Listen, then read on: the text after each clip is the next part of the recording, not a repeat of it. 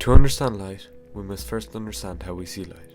Light is primarily generated by heat sources like the sun. This light is known as white light. White light can be divided into a color spectrum. The spectrum of all visible colors include red, orange, yellow, green, blue, indigo, violet, and every variation in between.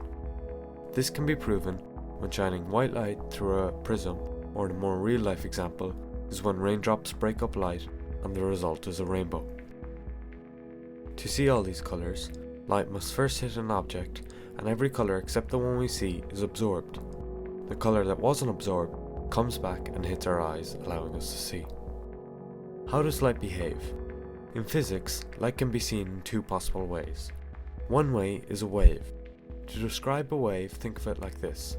Imagine throwing a pebble into a still pond and watching the ripples. Like those ripples, each light wave has a series of high points known as crests, where the electric field is highest, and a series of low points known as throws, where the electric field is lowest. The other way to see light is as a particle. A photon is a particle of light. A photon makes up light and other electromagnetic radiation.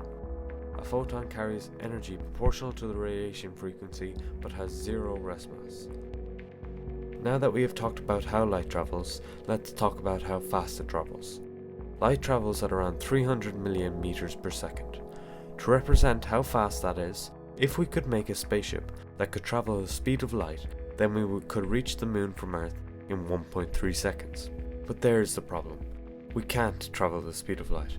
The reason nothing with mass can travel the speed of light is because simply you would need infinite amounts of energy. If we were to make something that could travel the speed of light, time would still appear normal to the person inside the spacecraft, but time would be much slower than outside.